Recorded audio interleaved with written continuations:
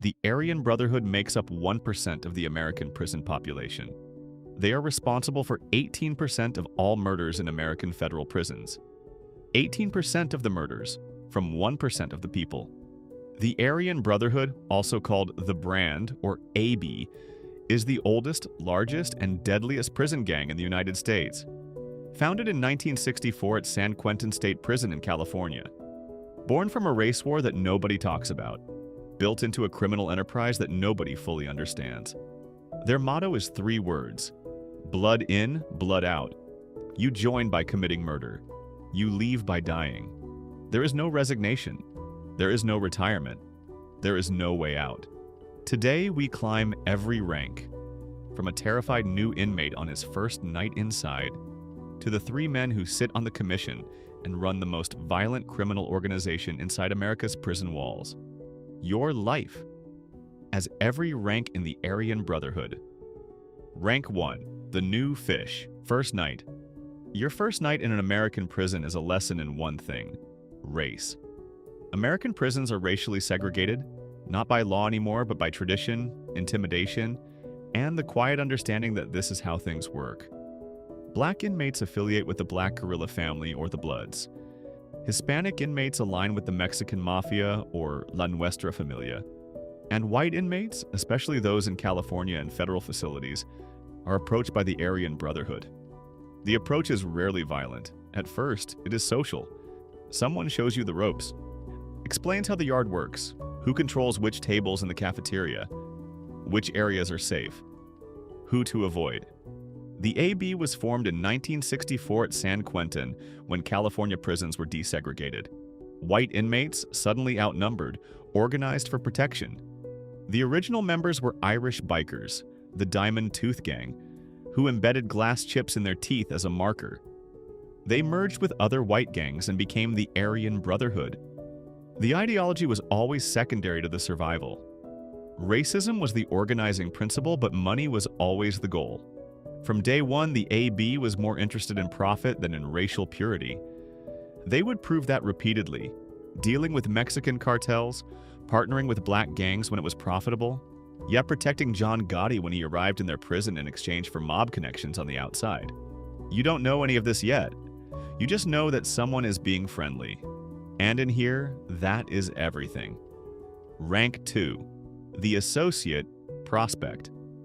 As an associate, as a prospect, you are in the AB's orbit without being in the AB itself. You do the work, you prove your loyalty, you demonstrate that you can follow orders, keep your mouth shut, and act when required. Full membership requires unanimous approval from all local AB members in your facility. This is not handed out easily. The AB is selective in a way that most prison gangs are not. They are looking for specific qualities: reliability, intelligence, toughness, and the ability to operate without supervision. They are also looking for willingness, because the initiation requirement is absolute. Blood in. To become a full member of the Aryan Brotherhood, you must commit murder or a serious violent assault on a target approved by the AB leadership. Not a fight, not a threat. An act of extreme violence that proves your commitment beyond any doubt. This requirement serves multiple purposes. It eliminates the hesitant. It creates legal liability that binds new members to the organization. You cannot testify against the AB without implicating yourself, and it demonstrates that you are willing to sacrifice your freedom, possibly your life, for the Brotherhood. They call it making your bones. You are being watched constantly, evaluated silently, and one day, a name will be given to you. Rank 3, the soldier. Full member. You are now a full member of the Aryan Brotherhood. The tattoo marks you permanently. For the rest of your life, everywhere you go, you carry the brand. It is a mark of belonging and a mark of danger. Every law enforcement officer who sees it knows what it means. Every prison, it identifies you. You cannot hide it. You cannot leave it behind. As a soldier, your primary business is drugs. The AB controls drug distribution in the prison facilities it dominates. Heroin, methamphetamine, prescription pills smuggled in by corrupt guards, visitors, and paroled members making deliveries. The markup inside prison is extraordinary. A gram of meth worth $50 on the street can sell for $500 inside. You also run extortion operations. New inmates are taxed. Vulnerable inmates are charged for protection. Gambling operations require a percentage. Every transaction in AB territory generates revenue. On the outside, paroled AB members are required to continue their service. They smuggle contraband back into prison. They carry out hits ordered from inside.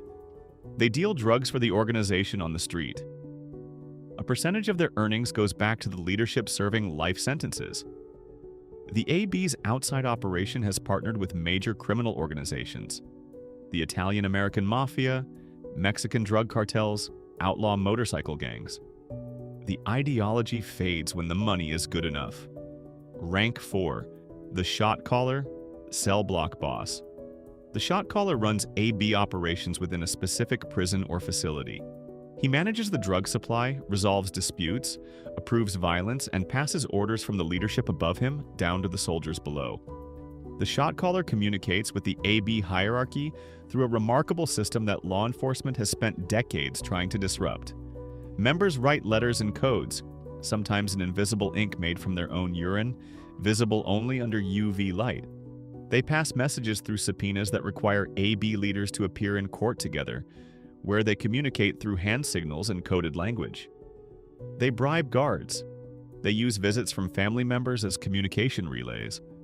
In one documented case, AB leaders serving life sentences in different maximum security prisons across the country were coordinating murders, drug deals, and extortion operations across multiple states, all without ever being in the same room or making a traceable phone call. The key insight that law enforcement took decades to fully grasp: the men running the AB have nothing to lose. When you are already serving life without parole, additional charges don't change your situation. They laugh at criminal penalties that only add more time to infinite sentences. This is the most dangerous kind of leadership. Men who are already paying the maximum price have nothing left to fear.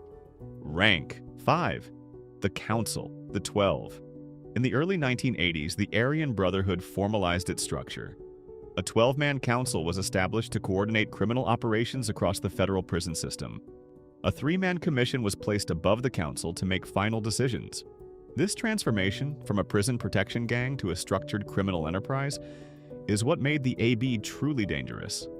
They stopped being a collection of violent racists and became something closer to a corporation. With HR processes, performance reviews, standards of conduct, a constitution. When federal investigators raided AB leader Barry the Baron Mills's legal files in the 1990s, they found the AB's actual written constitution, membership oath, interview questionnaire for new recruits, organizational hierarchy charts, and a decoder for the AB's prison communication codes. Everything documented, everything systematic. The council makes decisions by majority vote, even from separate solitary confinement cells in different states. They approve membership applications.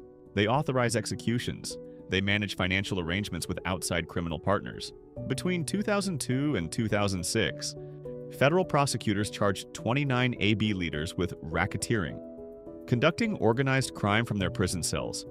The charges held. Several received additional life sentences for murders they ordered from inside maximum security facilities. The organization kept operating. Rank 6, the outside network. The street. The Aryan Brotherhood's street network is its most underappreciated asset. Roughly half of its 15,000 to 20,000 members are outside prison at any given time. Paroled members are not free of the AB. Blood out means the only exit is death. Released members are assigned to a city or regional representative. They report. They contribute a percentage of their criminal earnings. They carry out orders from inside. The street network provides 3 critical services to the imprisoned leadership: contraband supply, drugs, phones, and weapons smuggled into facilities through corrupt guards, doctored mailings, and visiting room transfers. Financial services, money laundering, drug sales revenue, and banking for members serving sentences. And enforcement, carrying out violence against people on the outside who have wronged AB members, including witnesses, family members of enemies, and rival gang operators. The AB's street operation partnered with Italian-American mafia boss John Gotti, when he was transferred to a federal facility in 1992. Gotti hired the AB for protection. The AB gained unprecedented connections to organized crime networks in major cities. The business alliance between America's most famous mob boss and America's most dangerous prison gang generated millions of dollars and lasted until Gotti's death in 2002. Rank 7. The Baron. Barry Mills. Barry Byron Mills, known as the Baron. The most powerful figure in the federal Aryan Brotherhood for decades.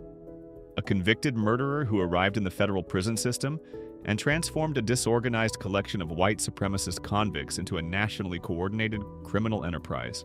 Mills developed the AB's banking system, allowing members to hold money through trusted outside associates, invest in criminal operations, and receive payments from drug networks spanning multiple states. He formalized the council structure. He built the alliance with the Mexican mafia that gave the AB access to heroin supply chains. He negotiated with John Gotti's people. He approved dozens of murders documented in court proceedings from inside a supermax cell. The Mills was convicted of racketeering and murder in 2006, adding multiple life sentences to a sentence he was already never going to complete. He was placed in the strictest isolation ADX Florence offered. He continued operating. Investigators documented that Mills found ways to communicate, coordinate, and command from inside the most surveilled environment in American corrections. Through legal channels, through intermediaries, through methods that investigators are still cataloging. Barry Mills died in 2018, in his cell. Of natural causes, never freed, never broken. Rank 8, the Commission. The 3 above the 12-man council sits the Commission. 3 individuals who hold absolute authority over the entire federal Aryan Brotherhood. The Commission approves every execution, every major alliance, every structural change to the organization. 3 votes, majority rules, no appeal.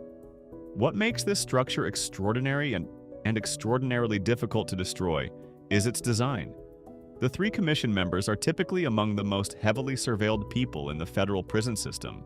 They are in supermax facilities. Their communications are monitored. Their mail is read. Their visits are recorded, and yet the orders still get through. The federal government's most sustained effort to destroy the AB came in 2002, when a task force arrested nearly all of the top leadership simultaneously. Prosecutors brought racketeering charges, secured convictions, imposed the harshest sentences available. Within years, new leadership emerged. The council reconstituted, the operations continued, because the AB's greatest strength is not its violence, or its reach, or its criminal partnerships. It is its ideology of permanence. You don't join the AB for a few years, you join for life.